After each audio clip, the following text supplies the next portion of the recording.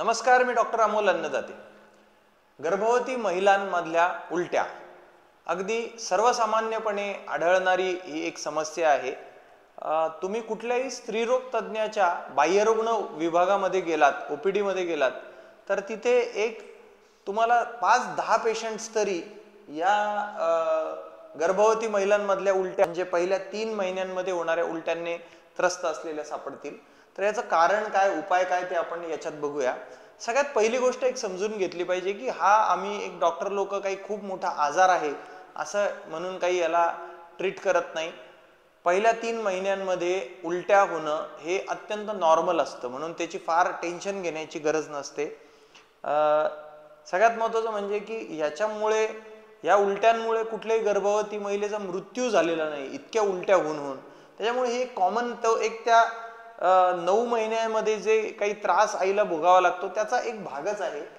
तर का होतं हे आणि याचं एक चांगली बाजू काय आहे, काय की ज्या गोष्टी नॉर्मल असतात त्या बऱ्याचदा रुग्ण सांगतात की पण डॉक्टर आम्हाला त्रास आहे ना, तर त्याची एक चांगली बाजू मी नेहमी समजून सांगतो की उलट्या होत आहेत याचा अर्थ बाळ आपलं पोटामधलं जे गर्भातलं आहे ते मोठं होतं आहे, आता त्याची वाढ होते आहे याचं हे लक्षण आहे। म्हणून त्याचं तुम्ही या उलट्या काही प्रमाणात आनंद व्हावा अशाच आहेत असं तुम्ही म्हणू शकता। तो त्रासच आहे असं नाही म्हणता येणार, पण स्टील त्याची एक पॉझिटिव्ह ग्रीनर साईड असं आपण म्हणू।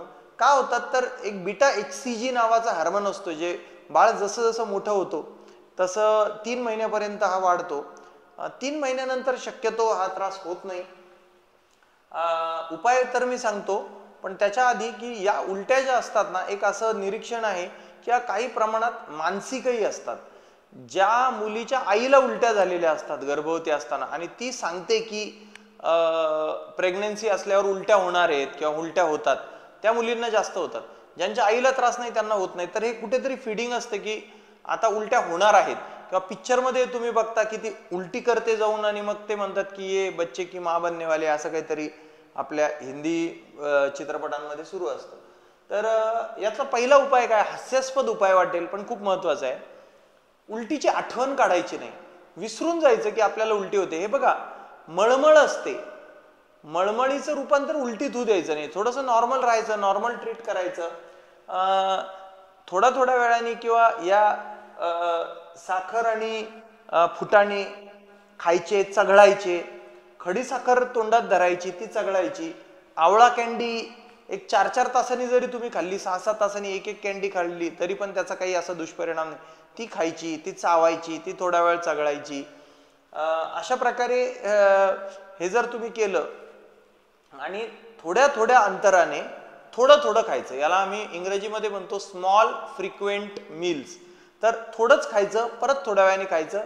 वर दिसणाऱ्या ज्या गोष्टी असतात, फळं म्हणजे घरामध्ये जे रंगीत गोष्टी असतात, फळं, राजगिऱ्याचा लाडू, शेंगादाण्याचा लाडू, या सगळ्या गोष्टी तुम्ही खाऊ शकता। असं काही नाही की, कारण बऱ्याचदा ताटावर बसलं की उलटी होते, लगेच मळमळायला होतं। ताटावर बसायचंच नाही, थोड्या वेळाने जे जे दिसेल ते खात राहायचं। हा एक चांगला उपाय आहे। एक घरगुती मुखवास याची रेसिपी मी तुम्हाला सांगतो, जी या गर्भवती महिलांच्या उलट्यांमध्ये खूपच गुणकारी आहे। हा फॉर्म्युला अगदी सोपा आहे।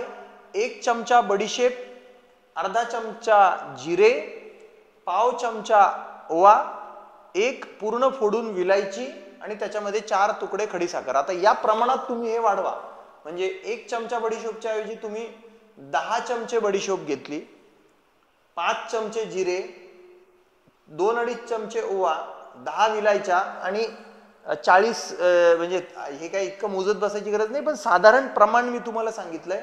हे कुटून घ्यायचं, शक्यतो मिक्सर मधून काढायचं नाही, कुटून घ्यायचं। मला माहिती आहे खूप अवघड आहे आणि अगदीच नाही, कारण आता खलबत्ते कुठे कुटत बसणार आणि राहणार, तर मिक्सर मधून अशा वेळेला काढायला हरकत नाही।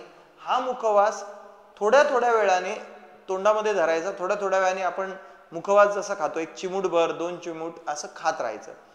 हे सगळे जर उपाय केले तुम्ही, तर तुम्हाला या तुमच्या प्रेग्नन्सीमध्ये, गर्भधारणेच्या काळामध्ये उलट्यांचा त्रास बऱ्यापैकी कमी होईल, न जाणवण्या इतपत कमी होईल। धन्यवाद।